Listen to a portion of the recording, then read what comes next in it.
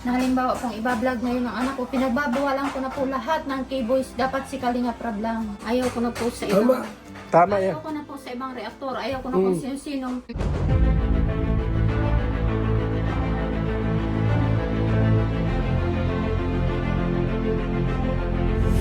Ayun, shoutout guys. Muli po, welcome to my YouTube channel. Ito po si Kuya July, ang inyong katugang, ang inyong kalingap na muling babati po sa inyo ng magandang araw, magandang gabi.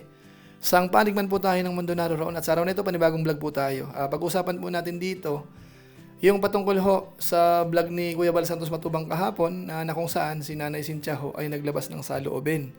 Ngayon ang tanong po natin dito, bawal na ho ba talagang i-vlog ng mga K-Boy si Carla? At ganoon na rin po yung mga reactors, mga kabayan po natin. So pag-usapan po natin yan, maya-maya ng konti.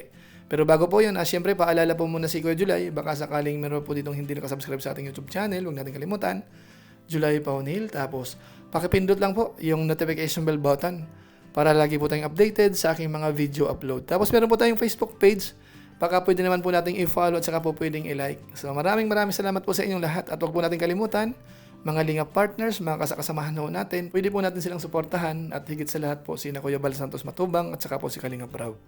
Maraming salamat po sa inyong lahat. Ngayon tuloy na po tayo, pag-usapan na po natin itong patungkol nga po sa naging vlog ni Kuya Bal Santos Matubang kagabi, na kung saan dito, involved ho si Nanay Cynthia.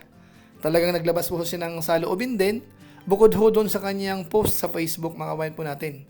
Dahil nga po yung layunin po ni Kuya Bal Santos Matubang, ay liwanagin kung talagang si Nanay Cynthia yun o kaya fake account. Kaso nga lang ho, maliwanag naman po na inamin ni Nanay Cynthia na siya po talaga yun dahil nga raw po hindi niya nagusto yung ginagawa ho sa kanyang anak na si Carla nga po dahil nagkakaroon ho ng maraming buzzers sa iba't ibang kadahilanan. Yung isa po dyan, yung about daw sa mga sumbong. So naaapi naman di umano si Carla, mga kabayan po natin. So sa pagkakataon pong ito, pakinggan ho natin yung naging usapan ho ni Nanay Cynthia at saka po si Kuya Bal Santos Matubang. Ito po yun.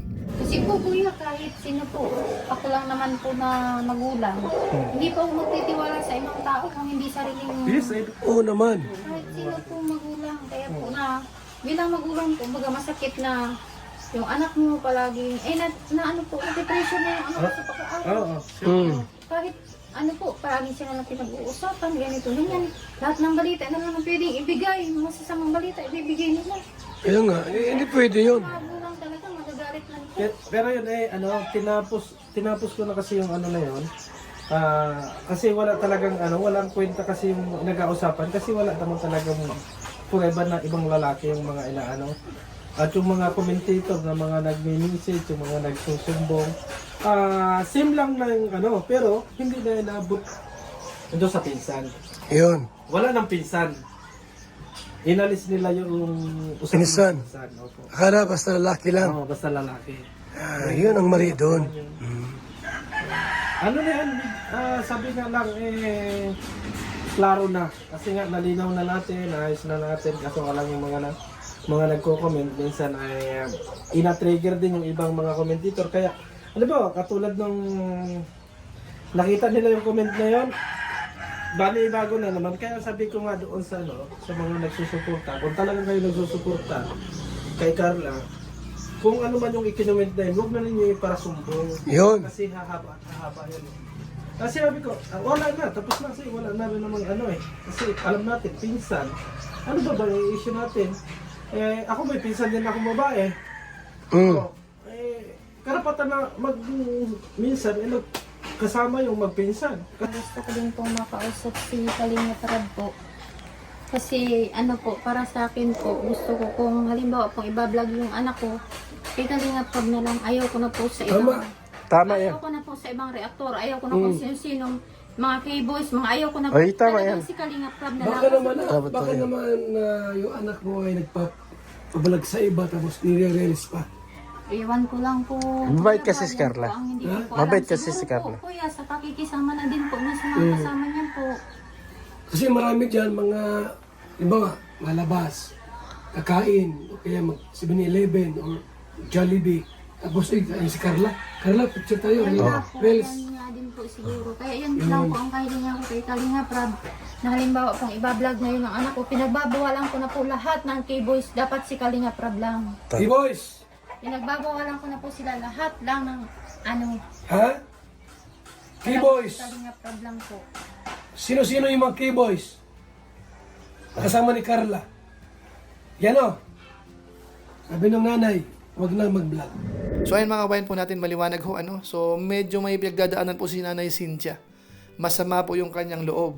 Dahil nga raw ho, inaapi naman si Carla. Lagi na raw po may issue yung kanyang anak, mga kabayan po natin. Kaya dahil po dyan, siya po ay nakapagsalita na bawal na ho yung mga K-boys. Bawal i-vlog po yung kanyang anak.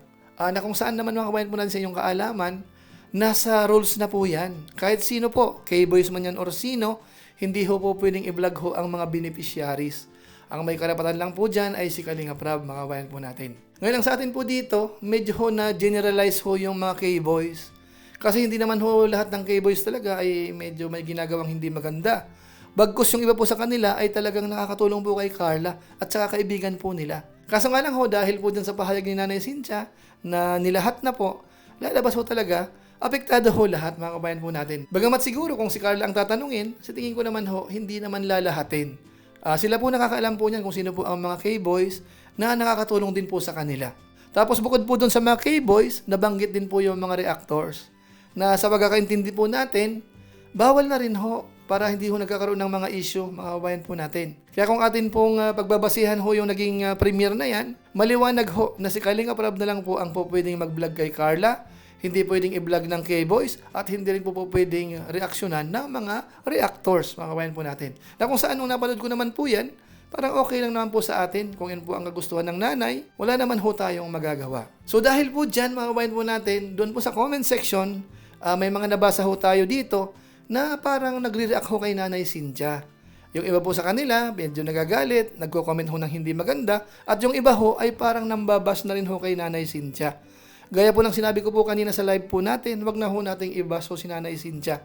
Kung sakali man ho naglabas siya ng saloobin, yun po ay dahil sa pagmamahal sa kanyang anak. Ang tao ho kasi ay iba-iba. Yung iba medyo nahihirapan kung hindi na ilalabas. Yung iba sa social media naglalabas, yung iba naman ho ay tahimik. Kaso nga lang po sa case po ni Nanay Cynthia, nakapagsalita po siya. At napanood po natin doon po sa vlog ni Kuya Bal Santos Matubang. So ngayon po, ang concern po natin dito, talaga nga bang bawal? As part ng mga K-boys, part ng mga reactors, bawal na nga ba talaga? So panoorin po natin si Kuya Bal Santos Matubang patungkol po sa bagay na yan. So ito po, linawin ko lang po yung payag ni Nay Cynthia. Yung buong mensahe po para maunawaan niyo po ini yung by word na binanggit niyang bawal i-content si Carla. Sa vlogging, siyempre, natural, si Kalingap Rab, scout niya yan eh. Kahit hindi sabihin ni Nay Cynthia na ay walang pwede mag-vlog dyan, si Kalingap Rab. Normal. Officially po talaga si Kalingap Rab ang mag-content noon kasi scout niya po yun. Content niya po yan. Ano po? Ang ayaw na po ni Nay Cynthia yung mabash yung bata kasi nag-eskwela, nag-aaral. Hindi po bawal na i-content ang Jungkar o si Carla. Hindi po. Kung nagets niyo po yung buong mensahe, isummarize niyo po from the beginning hanggang sa matapos. Anong message doon? Anong keywords? Huwag mabash si Carla. Hindi masamang mag-picture. Bakit masamang mag-picture? Hindi po. Ang ayaw lang po ni Nay Cynthia mabash. Nag-picture ka tapos si Carla walang bra. Bashing yun. Nag-picture ka tapos inakbayan mo si Carla. Nag-akbay ka sa kay Carla. Bashing yun. O nag-picture ka, may katabising lalaki na hindi mo kilala. Bashing yun. Yun ang ayaw mangyari.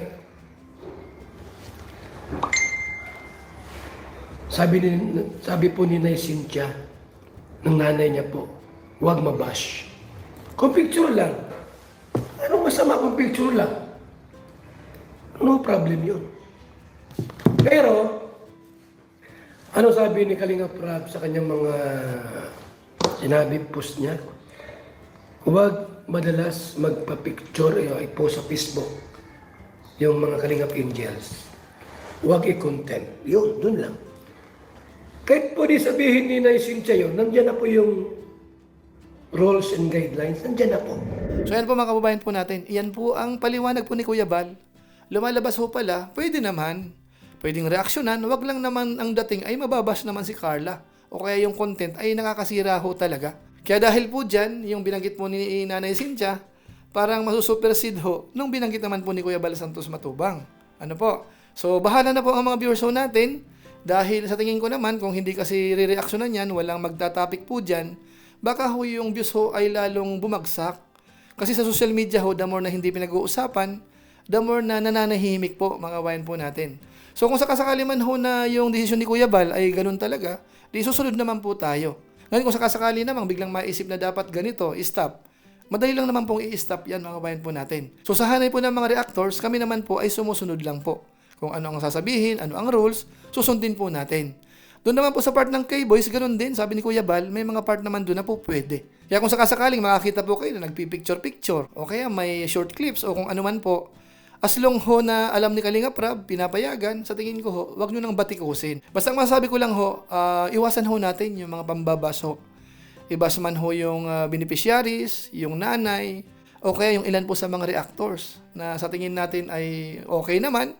Wag na lang po siguro para hindi na ho lumalala yung sitwasyon. Lalo na po kung tayo naman ay talagang full support sa Team Kalingap. Ano po, so yun lang po muna siguro ang ating mixing reaction video po. Patungkol po dyan sa vlog ni Kuya Bal Santos Matubang kay Nanay Cynthia at saka yung live niya kaninang umaga. So maraming salamat po sa inyo. Yun lang po muna siguro ang ating reaction video. At kung inyo naman po itong nagustuhan, pwede naman po nating i-share. So muli, ito po si Kuya July, ang inyong katugang, ang inyong kalingap na pansamantalang nagpapaalam po muna. Kita-kita ulit tayo sa mga susunod ko pang vlog. Maraming salamat sa inyong walang samang pagsuporta po sa ating YouTube channel. Pagpalain nawa kayo ng Diyos, mabuhay tayong lahat. God bless. Bye-bye.